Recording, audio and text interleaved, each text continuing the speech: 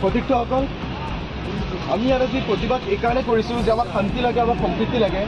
অথচ আজি বিজেপি চৰকাৰ লুকুৱাবলৈ আৰু কৰ্পৰেটৰ যি দাসত্ব, সেই দাসত্ব লুকুৱাবলৈ আজি কোনটো কথাত প্ৰতিবাদ নকৰি তাক লৈ বিপাঙত পৰা হৈছে।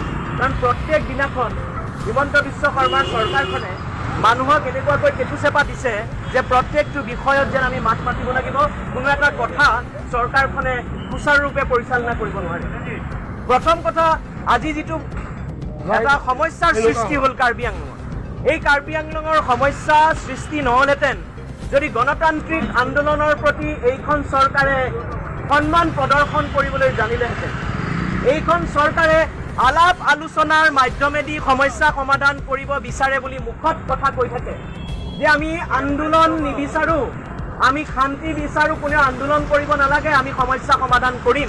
কিন্তু যেতিয়াই যিসকলে দাবী জনাই থাকে, নিজৰ সমস্যা তুলি ধৰে, তেওঁলোকে আলোচনাৰ কথা কয়, তেতিয়া এইখন চৰকাৰে বুঢ়া আঙুলি দেখুৱায়। আৰু ডক্টৰ হিমন্ত বিশ্ব শৰ্মাৰ দিনত আমি দেখা পাইছোঁ কেনেকৈ এই বুঢ়া আঙুলি দেখুওৱাৰ প্ৰৱণতা সাংঘাতিকভাৱে বৃদ্ধি পালে। তাৰ ফলস্বৰূপে আজি 108ৰ যিসকল কৰ্মচাৰী আছে, তেওঁলোকে দীৰ্ঘ সময় ধৰি আন্দোলন কৰি থাকিব লগা হৈছে, কিন্তু কোনো কাণ সাৰ নাই। আজি জনজাতিকৰণৰ কাৰণে 6 জনগোষ্ঠীৰ আন্দোলন সমগ্ৰ অসমত চলিল। শদিয়াৰ পৰা ধুবুৰীলৈ আন্দোলন চলিল। মানুহৰ পিঠিত কোব দিয়া হ'ল, জ্বলিবলৈ আৰম্ভ কৰিলে অসমখন। দীৰ্ঘ সময়ৰ পিছত আলোচনাত বহিছে, কিন্তু এতিয়া দেখা পোৱা গৈছে কেনেকৈ নিৰ্বাচনী টোপ হিচাপে 6 জনগোষ্ঠীৰ জনজাতিকৰণকো ব্যৱহাৰ কৰা হ'ল। আৰু আটাইতকৈ ভয়ংকৰ কাণ্ড শেহতীয়া ঘটনাটোত দেখা গ'ল, য'ত কাৰ্বি আংলঙত দীৰ্ঘদিনৰ পৰা চলি থকা সমস্যা, সেই সমস্যা আলাপ আলোচনা কৰাৰ সলনি ভয় ভাবুকিৰ মাজেৰে সমস্যা সমাধান কৰাৰ চেষ্টা কৰোঁতে আজি কাৰ্বি ভূমি জ্বলিলে। আজি কাৰ্বি ভূমি জ্বলিছে একমাত্ৰ বিজেপি চৰকাৰৰ অকৰ্মণ্যতাৰ কাৰণে, অগণতান্ত্ৰিক স্বৈৰচাৰী আসনৰ কাৰণে। সেইকাৰণে আমি কৈছোঁ, মুখ্যমন্ত্ৰী মহোদয়, আপুনি ইয়াৰ পৰা কিবা শিকিবনে? সময় থাকোঁতেই সমস্যা আওকাণ কৰিলে কি পৰিণতি হয় আপুনি শিকক। এতিয়া আপোনাৰ হাত কঁপা আৰম্ভ কৰিছে। সিদিনা আপোনালোকে হয়তো লক্ষ্য কৰিছে যে প্ৰেছৰ আগত কথা কওঁতে মুখ্যমন্ত্ৰীৰ হাত কঁপিছে। কাৰণ যেতিয়া কাৰ্বি ভূমি জ্বলা আৰম্ভ কৰিলে, কাৰণ মানুহৰো এটা ধৈৰ্যৰ সীমা থাকে। সেইকাৰণে কৈছোঁ, মানুহৰ ধৈৰ্যৰ পৰীক্ষা আপোনালোকে নল'ব। শান্তি শৃংখলা বৰ্তি থকাৰ কাৰণে মানুহৰ সৈতে আলাপ আলোচনা, গণতান্ত্ৰিক প্ৰমূল্যক সন্মান দিবলৈ শিকক। দ্বিতীয়তে, অশুভ মিত্ৰতা চলি আছে। অসমখন এটা অশুভ মিত্ৰতাৰ মাজেৰে চলি আছে।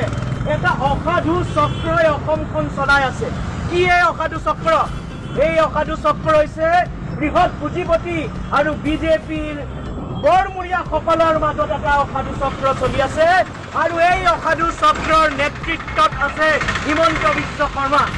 অসমৰ ভূমি, অসমৰ সম্পদ কেনেকৈ লুণ্ঠন কৰিবলৈ কৰ্পৰেট বনিয়া গোষ্ঠীক মেলি দিব লাগে, সেই কথাৰ জ্বলন্ত নিদৰ্শন তুলি ধৰিছে ডক্টৰ হিমন্ত বিশ্ব শৰ্মাই। কাৰ্বি আংলঙৰ ঘটনা সেয়া সন্মুখলৈ আহিছে, কিন্তু এই সময়তে আমি দেখা পাইছোঁ কেনেকৈ কাৰ্বি আংলঙৰ 1.5 লাখতকৈও বিঘা বেছি মাটি তেওঁলোকে কৰ্পৰেটৰ হাতত ইতিমধ্যে তুলি দিছে। আম্বানী, আদানী, ৰামদেৱ, এই সকলোকে তেওঁলোকে কাৰ্বি আংলঙৰ মাটি তুলি দিয়াত লাগিছে। আজি 6ষ্ঠ অনুসূচীৰ অধীনত ভূমিৰ অধিকাৰ নিশ্চিত কৰিব লাগে। ভূমিৰ অধিকাৰ কেনেকৈ নিশ্চিত হ'ব যদি তাত থকা গ্ৰাম্য অৰ্থনীতি সবল কৰা নহয়? ভূমিৰ অধিকাৰ কেনেকৈ নিশ্চিত হ'ব যদি কৃষকৰ সমস্যা সমাধান নহয়? ভূমিৰ অধিকাৰ কেনেকৈ নিশ্চিত হ'ব যি ভূমিত কৃষকে খেতি কৰিব, সেই খেতি কৰা ফচল তেওঁলোকে যদি বিক্ৰী কৰিব নোৱাৰে, তেওঁলোকৰ পথাৰ আৰু বজাৰ সুৰক্ষিত নোহোৱাকৈ ভূমিৰ অধিকাৰ সুৰক্ষিত কৰিব নোৱাৰে। আৰু সেয়া কৰা বিচৰা নাই তেওঁলোকে এইখন চৰকাৰে। নহ'লে আজি কাৰ্বি আংলঙৰ থলুৱা মানুহৰ গ্ৰাম্য অৰ্থনীতি সবল কৰিলেহেঁতেন, কাৰ্বি আংলঙৰ থলুৱা মানুহৰ কৃষি সংকট মোচন কৰিলেহেঁতেন। সেয়া কৰাৰ মন নাই, আৰু তাৰ কাৰণে আজি কাৰ্বি আংলঙৰ মাটি বিক্ৰী কৰিব নোৱাৰে।